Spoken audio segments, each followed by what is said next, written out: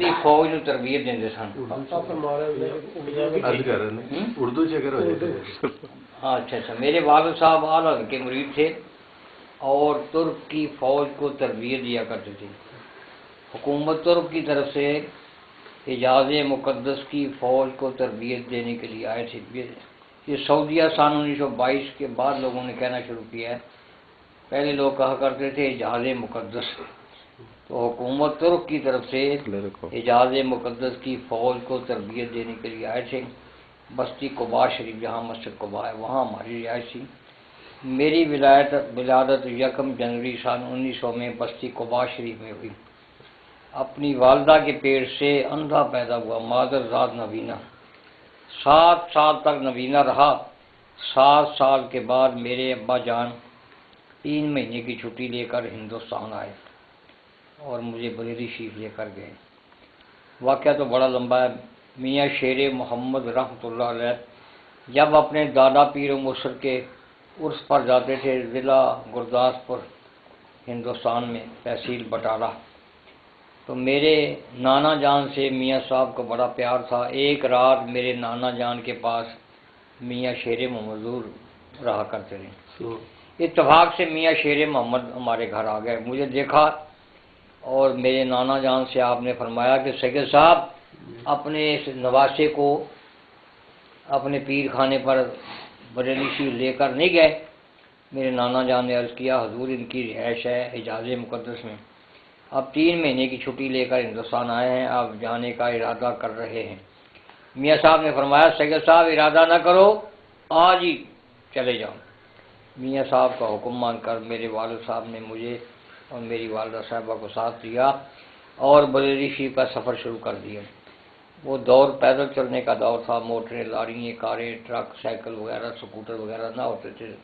لوگ پیدل چلتے تھے. بریلی شریف پہنچے، ظہر کی جماعت ہو چکی تھی.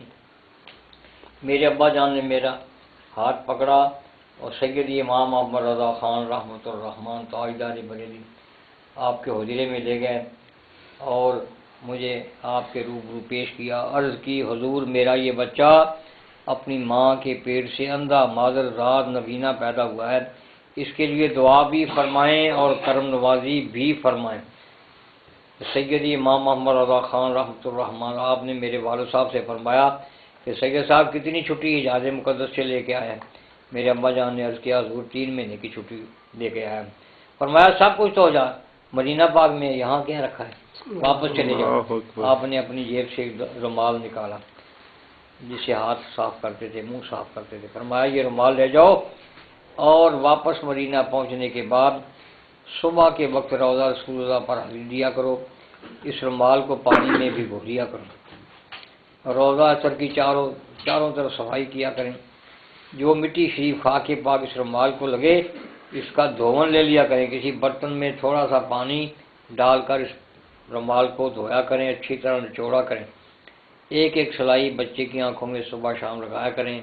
تھوڑا تھوڑا صبح شام پلایا کریں. ہاتھ پانی سے تر کر کے صبح شام آنکھوں پر پھیرا کریں.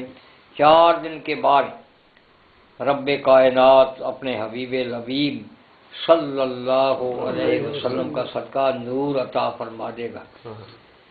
پھر واپس مدینہ پہنچنے کے بعد میری والدہ صاحبہ صبح کے وقت مجھے اٹھا کر کے روضہ رسول اللہ پر لے جاتی تھی.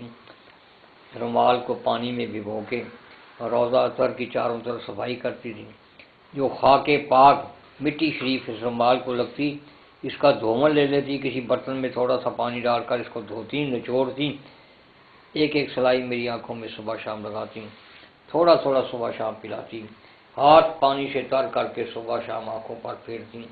15 دسمبر 1906، 16 دسمبر 1906، 17 دسمبر 1906، 18 دسمبر 1906 4 دن میری اماں جان نے سیدی امام محمد رضا خان رحمۃ الرحمن آپ کے فرمان کے مطابق عمل کیا.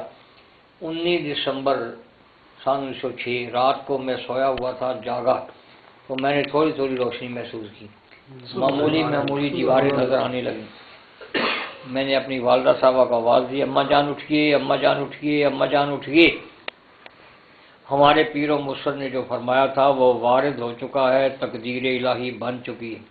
میری والدہ صاحبہ اٹھے اور وضو فرمایا، شکرانے کے نفل ادا کرنے شروع کر دیے۔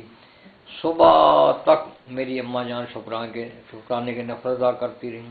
صبح ہوئی، مدینہ پاک کی بستیوں میں، گلی کوچوں میں، محلوں میں، وادیوں میں میرے اعلیٰ کی عظیم کرامت کا چرچہ شروع ہو گیا کہ فوجیوں کا معذر ذات نابینا اندھا بچہ بینا ہو گیا، سجاکھا ہو گیا۔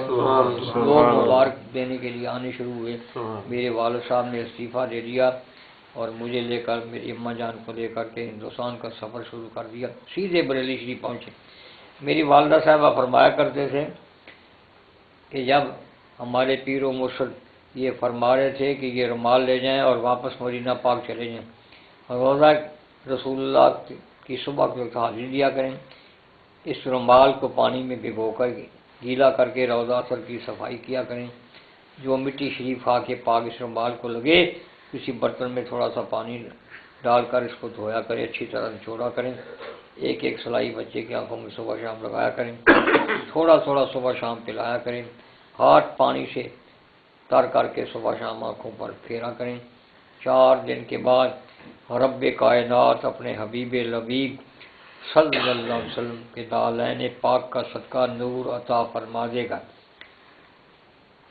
میری والدہ صاحبہ فرماتی تھی کہ میں سامنے ایک کمرے میں با پردہ بیٹھی تھی، دروازے پر کپڑا لٹک رہا تھا، اپنے پیر و مرشد کا فرمان اپنے کانوں سے سن رہی تھی۔ میں نے وہاں بیٹھے بیٹھے اپنے دل میں منت مانی کہ مولا کریم امام بخاری جنہوں نے بخاری شریف لکھی ہے، آپ بھی نبینے تھے۔ آپ کی والدہ آدھی رات کو اٹھتی تھی، رب تعالیٰ کے حضور سجدے میں سر رکھ کر رویا کرتی تھی کہ مولا کریم میرے بچے کی آنکھوں میں روشنی عطا فرما دیں۔ ایک رات میرے دادا، میرے جد امجد حضرت ابراہیم علیہ نبی علیہ السلام کی زیارت ہوئی۔ آپ نے فرمایا بی بی رو نہ، صبح تیرا بیٹا اٹھے گا تو بینا ہوگا، سجاکھا ہوگا۔ چنانچہ امام بخاری صبح اٹھے تو آپ بینا تھے، سجاکھے تھے۔ میری والدہ صاحبہ فرماتی تھی کہ میں نے وہیں بیٹھے بیٹھے اپنے دل میں منت مانی کہ یا الہی جس طرح امام بخاری رضی اللہ تعالیٰ عنہ کی آنکھوں میں روشنی عطا فرما دی، میرے بچے کی آنکھوں میں بھی روشنی عطا فرما دی۔ تو بریلی شریف آ کر کے 3 مہینے اپنے پیر و مرشد کے پاس آنے والے مہمانوں کے لیے لنگر پکاؤں گی۔ پھر میری والدہ صاحبہ تندور پر روٹیاں لگاتی تھیں، سالن پکاتی تھیں۔ میرے والد بریلی کے جنگل میں چلے جاتے تھے، لکڑیاں کاٹ کر لاتے تھے۔ 3 مہینے میری والدہ صاحبہ نے، میرے والد صاحب نے میرے اعلیٰ حضرت سیدی امام محمد رضا خان رحمۃ الرحمٰن آپ کے پاس آنے والے مہمانوں کے لیے لنگر پکایا۔ جس وقت ابھی میں نبینہ تھا، سیدی امام محمد رضا خان رحمۃ الرحمٰن آپ نے میری والدہ صاحبہ اور والد صاحب کو فرمایا کہ سید صاحب آپ کا بچہ بینا بھی ہو جائے گا، سجاکھا بھی ہو جائے گا، اور رب تعالیٰ آپ کے اس بچے کو ساری دنیا کی سیر نصیب فرمائے گا، اور عظیم سے عظیم تر اور عظیم سے عظیم ترین ہستیوں کی مولا کریم اپنے حبیب لبیب صلی اللہ علیہ وسلم کا صدقہ زیارت بھی نصیب فرمائے گا۔ یہ ولی کی بصارت ہے، ولی کی بصیرت ہے، یہ ولی کی بشریت ہے۔ سعودیہ حکومت نے ارادہ کیا، پروگرام بنایا کہ مسجد نبوی شریف کو کھلا کیا جائے، بڑھایا جائے، توسیع کی جائے۔ یہ پروگرام سعودیہ حکومت نے بنایا سن 1971 میں، 1971 میں۔ جو نقشہ مسجد نبوی شریف کا بنایا گیا وہ بھی سن 1971 میں بنایا گیا۔ اس نقشے کے اندر سردار الانبیاء نبی آخر الزمان کے والد پاک حضرت سیدنا عبداللہ بن عبد المطلب رضی اللہ تعالیٰ عنہ آپ کی قبر انور اس نقشے میں آتی تھی۔ پرانے حاجی جنہوں نے 40 سال پہلے حج کیے، انہوں نے دیکھا کہ مسجد نبوی شریف کے بالکل قریب ایک